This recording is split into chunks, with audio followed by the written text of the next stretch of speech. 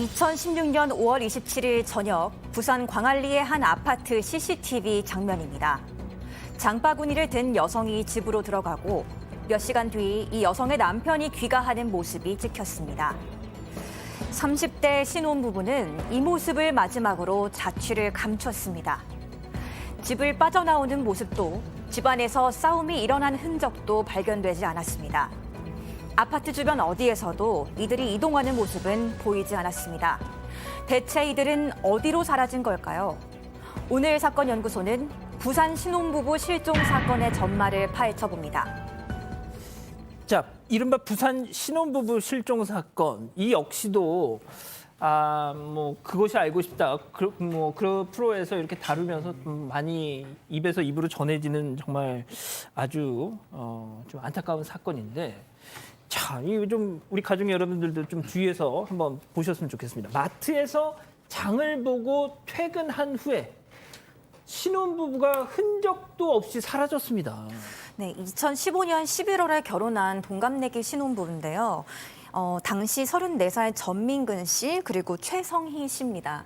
부산 수영구 광안리의 한 아파트 15층에 거주하고 있었는데 이 부부의 마지막 행적은 실종 전날 5월 27일 오후 11시쯤 아내 최 씨가 장을 보고 집에 들어오는 모습과 남편 전 씨가 실종 당일 새벽 3시 반쯤 퇴근하고 귀가하는 모습이었습니다.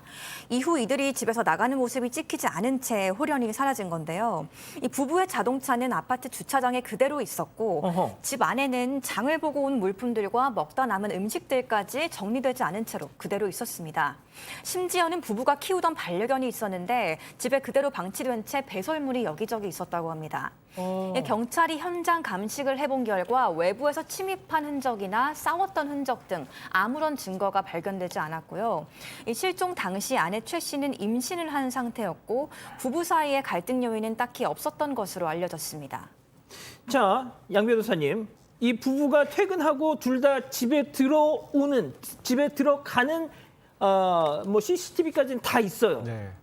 그런데 나가는 건 아무리 찾아도 또 없어. 그게 정말 미스터리 첫 번째 한 일인데 이 아파트에 CCTV가 22개나 있었다고 합니다. 그런데 뭐 아파트 내부, 출입구, 계단, 엘리베이터 어디에도 나온 모습이 찍히질 않은 거예요. 예. 안 찍히려면 지금 이건 들어가는 예. 집에 들어가는. 저러고 들어갔는데 나올 때는 절대로 어디서도 찾을 수가 없는데 저기서 안 찍히고 나오려면 유일하게 비상계단을 통하는 방법밖에 없다고 하는데 15층에서 왜 비상계단으로 가요? 그리고 그렇죠. 비상계단으로 가는 것도 CCTV를 피하려면 좀 복잡한 구조를 가지고 있는데 거기를 갈 이유도 모르겠고 뿐만 아니라 근처에 버스터미널이나 이 철도역에도 두 사람의 모습은 찍히지 않았습니다.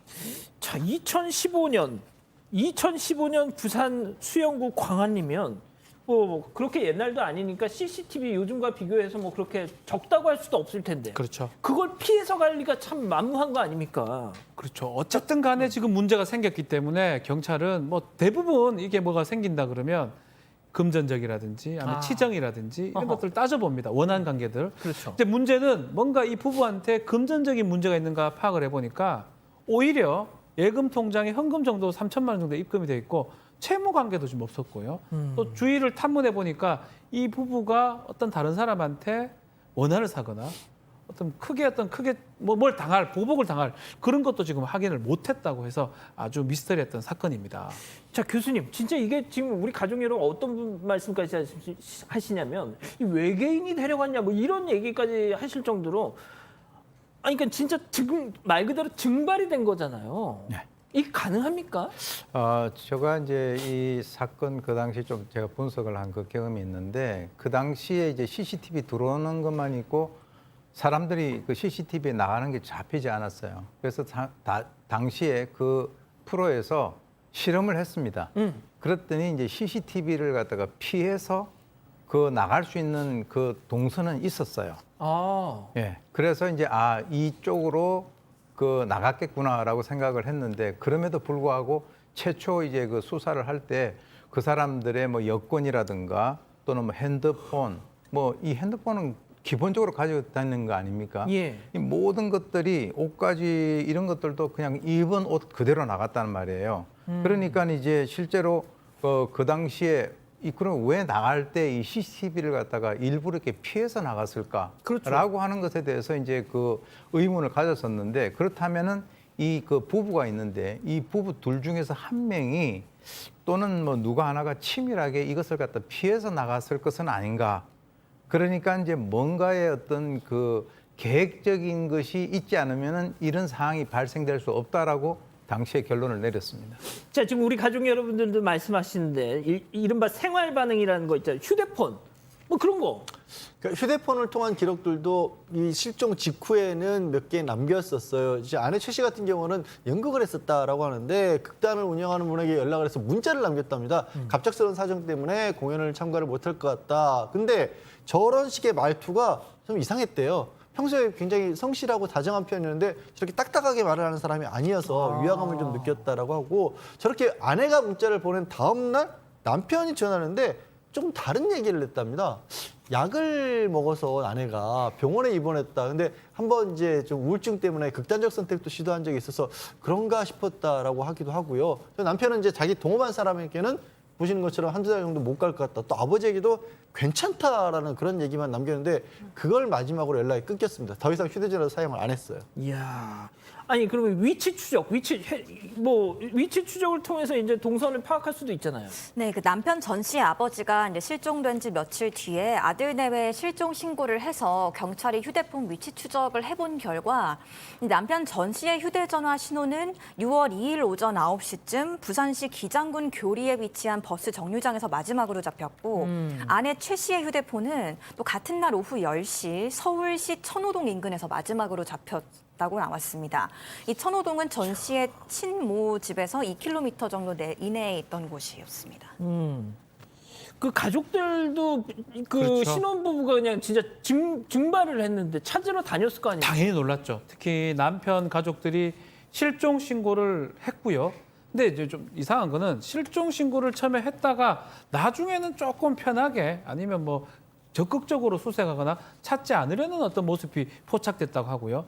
반대로 아내 측 가족들은 계속적으로 좀 많이 불안해했고 나중에 지금 확인해 보니까 남편 부모가 처음에는 갑작스럽게 실종 신고하다가 마음의 변경을 일으켜서 좀 초반하고 달리 좀 조사 그렇게 하지 말라라고 했고 또 아내 측의 어머니한테는 정확하게 이걸 안 알렸던 걸로 알려졌습니다. 또 남편의 아버지의 얘기에 따르면 며느리가 우울증에 걸려가지고 좀 멀리 가고 싶다는 얘기를 많이 했다. 그래서 기다리겠다라고 하면서 요 가족들의 행동도 좀 많이 의문을 남겼던 사건입니다. 자, 그럼 지금부터 조금 실마리를 찾아보죠. 자, 부부가 실종된 후에 밝혀진 또 다른 인물이 등장을 합니다. 바로 실종된 남편의 전 연인, 전 여자친구. 자, 이 관계가 어떻게 되는 거예요? 네, 남편 전 씨는 고교 시절에 첫사랑이던 이 전 여자친구와 교제를 하다가 집안의 반대로 결국 헤어졌고 2004년에 이 여자친구분은 다른 사람과 결혼을 했습니다. 하지만 결혼 이후에도 전 씨와 계속 외도를 하다가 결국 결혼한 지 한 달 반 만에 이혼을 하고 말았는데요. 2014년에는 이 전 연인이 다른 사람과 또 재혼해서 노르웨이로 갔습니다. 이 전 씨의 지인들에 의하면 이후에도 둘의 관계는 계속 이어졌고 전 씨가 이 여성 문제로 힘들어하던 차에 아내 최 씨를 만난 건데요. 이 전 씨가 최 씨에게 청혼을 하고 결혼을 하겠다는 소식이 알려지자 이 전 애인은 전 씨 부부에게 계속 연락을 해서 살해 협박 비슷하게 결혼을 인정할 수 없다는 그런 식의 연락을 계속했다고 합니다. 이 때문에 최 씨는 불안 증세로 정신과 상담을 받았고 개명도 하고 전화번호까지 바꿨지만 이 협박 연락은 계속됐다고 하고요. 급기야 최 씨는 우울증 진단을 받고 극단적인 선택을 시도하기도 했습니다. 이 둘의 결혼식장에 경호원을 배치했을 정도로 이 협박은 심각했다고 합니다. 자, 그런데 여기서 중요한 조금의 어떤 단서가 있습니다. 바로 그 여자친구, 노르웨이에 있다는 그 여자친구, 전 여자친구가 이 부부가 실종됐던 그 시점에 한국에 있었다는 거 아닙니까? 사건이 일어나기 한 3주 전쯤에 노르웨이에서 한국으로 들어옵니다. 그런데 가족들에게 아프리카 여행을 갈 테니까 돈이 좀 필요하다고 해서 1,000만 원을 송금을 받아서 아프리카가 아니라 한국에 들어옵니다. 근데 가족들에게는 연락을 안 하고요. 한국에 들어와서는 찜질방 모텔을 전전하면서 현금만 썼다라는 겁니다. 뭔가 좀 이상한 행적이지 않습니까? 그러다가 사건이 있고 경찰이 이 전 여자친구도 좀 조사를 해봐야겠다라는 상황이 되니까 출국을 또 일정을 앞당겨서 출국을 했고요. 게다가 그러니까 전 여자친구의 당시의 남편 있죠. 남편도 또 한국에 들어와 있었다라고 하네요. 근데 이 남편이 이 전 여자친구인 자신의 아내죠. 아내가 호텔에서 무슨 안 좋은 일이 있었는지 링거를 맡고 있었는데 그때 그 아내의 전 남자친구는 이 실종된 전 씨에게 직접 전화를 걸었다는 거예요. 다 너 때문에 이런 일이 벌어진 거다. 똑바로 살아라. 이렇게 얘기도 했다라고 하거든요. 그럼 이 남편도 뭔가 좀 상황을 알지 않을까 싶었는데 제작진, 그러니까 다른 방송의 제작진이 연락을 했을 때는 뻔히 한국말 잘 할 줄 알면서도 영어로만 답하려고 방송 못하겠다 이렇게 했다는 겁니다. 자, 박 변호사님. 네. 일단 노르웨이로 다시 갔어요. 전 여자친구가. 그렇죠. 그럼 야, 너 좀 조사 좀 해봐야 될 테니까 한국으로 좀 와라. 뭐 이렇게 해야 되는 거 아니에요? 이게 살인 사건입니다. 어. 그리고 살인 사건이면 결국은 국제 형사 공조, 인터폴 적색 수배라고 하죠. 그것을 지금 이 법무부 국제형사과에서 요청을 했는데요. 자, 이게 범죄 요청을 한 이유 자체가 이런 겁니다. 그 시기에 들어왔던 것도 맞고요. 이 오랫동안 첫사랑인 것도 맞고, 뭐 죽이겠다 아니면 뭐 어떻게 하겠다 협박했던 것도 지금 확인됐기 때문에 아마 이 경찰이나 수사기관에서는 유력한 용의자로 생각했던 것 같고 조사가 필요하다라고 생각을 했던 것 같습니다. 또 한 가지가 좀 눈에 띄는 게 이 남편 같은 경우는 이 전 여자친구한테 이른바 가스라이팅, 상당히 정신적으로 지배가 됐던 것 같아요. 노르웨이에서 연어를 팔아보라는 그 얘기를 듣고 실제로 노르웨이산 연어를 하는 그런 식당을 좀 운영했던 적도 있다고 하거든요. 자기 전 여친의 얘기만 듣고 그런 걸 했을 때 과연 이거는 더 큰 어떤 범죄와 연관성이 있다라고 수사기관은 판단했던 것 같습니다. 자, 지금 방금 사진 자료도 나갔는데 노르웨이 현지에서 전 여자친구가 체포가 됐어요. 자, 그랬더니 일단 신병을 넘겨받아야 되는 건데 그게 안 됐다는 거죠. 네, 2017년 8월에 부산 남부경찰서에서 인터폴 적색 수배 발령을 요청해서 검거는 됐지만 노르웨이 법원이 범죄인 인도 기각 결정을 내렸습니다. 이 실종 부부 사건에 이 여성이 연관됐다는 증거가 불충분하다는 이유였는데요. 이 여성이 노르웨이에서 체류하고 있는 신분은 알려진 바가 없지만 노르웨이 거주 허가증을 2017년 8월에 연장한 이후에 추방된 기록은 없습니다. 어떤 이유로 노르웨이 정부가 이 여성을 보호하고 있는 건지 물어보는 건 외교적 결례라고 합니다. 일단 뭐 아직은 실종 사건이죠. 실종 사건이고 뭐 예단을 해서는 안 되겠지만 아무리 뭐 시간이 오래 지났다고 하더라도 자, 교수님이 일단 좀 마지막으로 좀 정리를 해주세요. 도대체 이 전 여자친구라는 사람은 왜 계속 뭐 좀 와서 얘기 좀 해달라는 거에 대해서 계속 거부를 하고 있는 건 또 무엇이며 아예 좀 뭐 종잡을 수가 있어야 말이죠. 사실 이 여자친구가 그 결혼을 하기 전에 이미 이 남편하고 사귀었었어요. 사귀었는데 그 이후에 다른 사람하고 결혼을 합니다. 결혼을 하고 난 뒤에 남편이 총각때 둘이가 만나다가 그 남편에 의해서 적발돼요. 그러면은 통상적으로 그런 상황이면은 이 사람과 결혼을 해야 되는데 또 결혼하지 않고 또 다른 남성과 결혼을 합니다. 그러면서도 이 남성이 이 없어진 이 실종된 이 아내와 결혼을 한다라고 하니까 거기에 대해서 굉장히 분노한다라고 하는 것을 보면 어떻게 보면은 이제 이 사람에 대한 어떤 독점력 같은 것이 있지 않느냐라고 이제 생각이 들 수 있고 그 당시 아까 그 관련되는 그 식당의 안쪽에 내실에 가 보니까 이 남편이 그 노르웨이에 있는 여자친구하고 둘이가 소통을 하고 있었어요.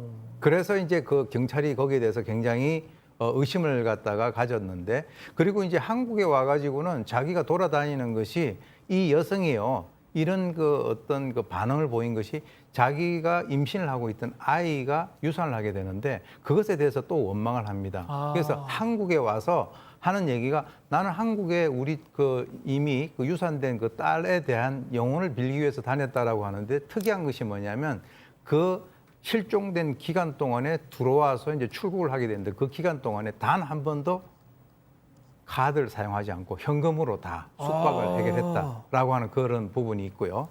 그다음에 이제 이 사건이 나고 난 이후에 원래 출국을 하려고 했었던 것을 앞당겨 가지고 이 현지의 남편하고 같이 이렇게 나간 거죠. 그래서 이제 그 당시에 그 취재진이 거기 가서 만나려고 했는데 거기 갔더니 바로 현지에 있는 경찰들에게 전화를 해가지고 이 사람이 나에게 스트레스 준다. 이렇게 해가지고 결국 노르웨이 측에서는 이 사람에 대해서 뭐 문제를 갖다가 삼지 않았던 것 같은데 지금 경찰 입장에서는 인터폴의 적색 수배 발령을 갖다가 요청을 했는데 이게 뭐 협박죄에 대한 것이다라고 하면 사실 협박을 했다고 해서 인터폴에 적색 수배하는 것이 좀 특이하지 않습니까? 그래서 지금 현재는 뭐 경찰에서는 정확한 증거가 없기 때문에 살인이 아니고 협박죄로 이제 들어와서 뭔가를 실체적인 진실을 밝히겠다라고 하는데 제가 볼 때는 이 여성의 입장에서는 사실 억울한 면이 있을 수도 있기 때문에 제일 좋은 방법은 들어와 가지고 본인이 한국 경찰의 수사에 응하는 것이 그렇죠. 이 사건의 그 실마리를 푸는 가장 핵심적인 요소다 이렇게 봅니다. 그러니까요. 뭐 정 억울하고 뭐 내가 왜 난 아무 잘못도 없는데 날 자꾸 이렇게 귀찮게 하면 와서 설명을 하면 되는 게 아닌가 생각이 듭니다.